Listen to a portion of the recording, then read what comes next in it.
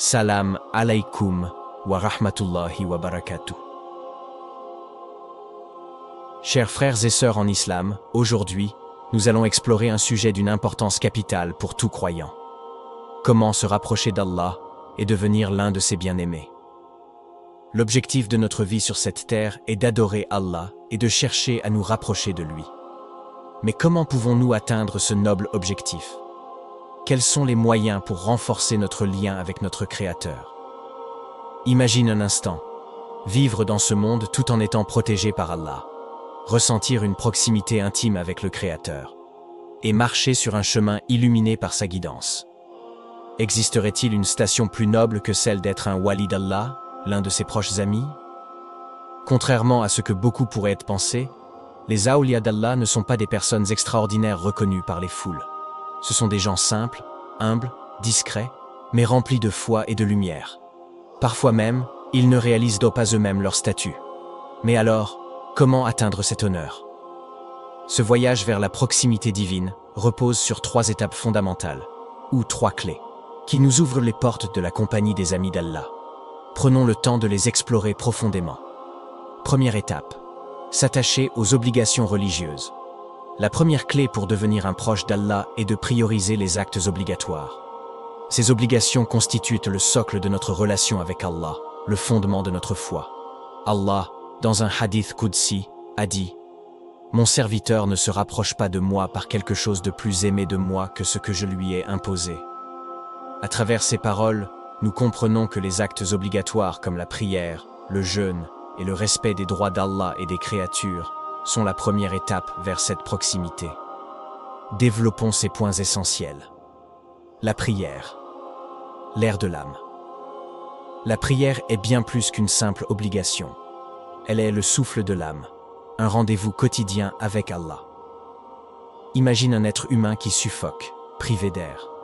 De la même manière, l'âme s'affaiblit et s'éteint lorsque la prière est négligée. Chaque prière manquée prive l'âme de cette lumière indispensable. Mais prier ne signifie pas simplement exécuter des mouvements. La prière est un moment d'intimité, où l'âme s'élève au-dessus du monde matériel. Lorsque nous prions avec amour, humilité et recueillement, nous goûtons à une part d'éternité. Alors, posons-nous cette question. Si nous ne manquerions jamais un rendez-vous avec un roi terrestre, pourquoi négligerions-nous un rendez-vous avec le roi des rois? Le jeûne, une purification spirituelle. Le jeûne, en particulier pendant le mois de Ramadan, est un acte puissant de purification. Mais il va bien au-delà de la privation physique. Le jeûne nous enseigne la discipline, le contrôle de soi et surtout la gratitude. Chaque instant de patience face à la faim ou à la soif devient un acte d'adoration et un rappel de notre dépendance à Allah. En ressentant la faim, nous apprenons à apprécier les bénédictions qu'il nous accorde, même les plus simples, comme une gorgée d'eau. Les droits d'Allah et des créatures. Être un proche d'Allah exige également que nous respections les droits des autres. Une personne peut prier et jeûner régulièrement, mais si elle opprime les autres ou leur fait du tort, elle ne peut prétendre à une proximité sincère avec Allah. Le prophète, paix et bénédiction sur lui, a dit « Le musulman est celui dont les autres sont à l'abri du mal de sa langue et de sa main. » Ainsi, il est essentiel de trouver un équilibre entre l'adoration d'Allah et la bienveillance envers ses créatures. Les actes surérogatoires, une douceur spirituelle.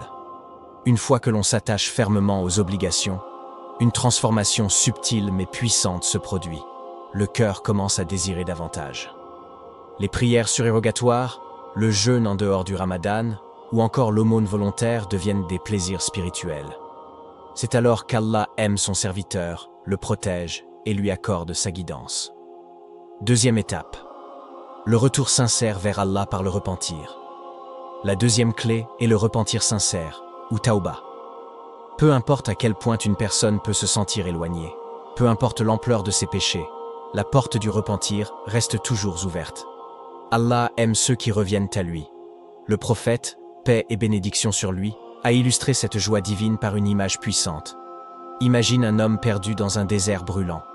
Il a perdu son chameau, qui portait toute sa nourriture et son eau. Alors qu'il s'attendait à mourir, il voit son chameau revenir soudainement. Dans un élan de joie, il s'exclame « Ô Allah, tu es mon serviteur et je suis ton Seigneur. inversant ses paroles sous l'effet de l'émotion. Allah est encore plus heureux que cet homme lorsqu'un serviteur revient à lui. Briser les chaînes invisibles du péché. Le péché agit comme une corde invisible. Au début, il semble léger, presque insignifiant. Mais chaque péché enchaîne un peu plus l'âme. Le repentir a le pouvoir de briser ces chaînes et de libérer l'individu de l'obscurité dans laquelle il peut se trouver.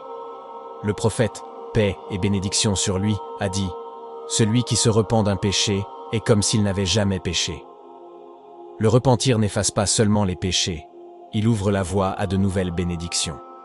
Au jour du jugement, certains regretteront de ne pas s'être repentis plus souvent, car leurs péchés transformés en bonnes actions auraient multiplié leurs récompenses.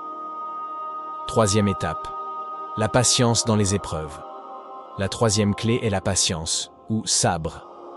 Les épreuves font partie intégrante de la vie du croyant. Allah dit dans le Coran, Allah n'impose à une âme que ce qu'elle peut supporter. Les épreuves, des ponts vers Allah. Les épreuves ne sont pas des punitions, elles sont des ponts vers Allah. Parfois, elles sont la réponse à nos propres prières. Tu demandes à Allah de raffermir ta foi, il t'envoie une épreuve pour la renforcer. Tu demandes à Allah de te rapprocher de lui, il t'envoie un défi qui t'oblige à lever les mains vers le ciel et à l'appeler. Les plus grands prophètes ont traversé des épreuves immenses, non pas parce qu'Allah les punissait, mais parce qu'il les aimait. La patience comme lumière. Le prophète, paix et bénédiction sur lui, a dit « L'affaire du croyant est étonnante. Tout ce qui lui arrive est un bien pour lui. S'il est touché par une joie, il remercie Allah, et c'est un bien pour lui. Et s'il est touché par une difficulté, il patiente, et c'est un bien pour lui. » La patience transforme les épreuves en élévation spirituelle et les souffrances en purification. Chaque larme versée en secret sera récompensée au jour du jugement, et chaque douleur endurée deviendra une lumière éclatante. Ces trois étapes, s'attacher aux obligations, se repentir sincèrement et faire preuve de patience dans les épreuves, tracent le chemin des Awliya d'Allah. Tout croyant peut aspirer à ce rang en cultivant ces qualités au quotidien. Alors, pose-toi cette question. Quelles actions peux-tu entreprendre dès aujourd'hui pour renforcer ton lien avec Allah? Qu'Allah nous compte parmi ses proches amis, Amin. N'hésite pas à t'abonner et activer la cloche pour ne manquer aucune de nos prochaines vidéos.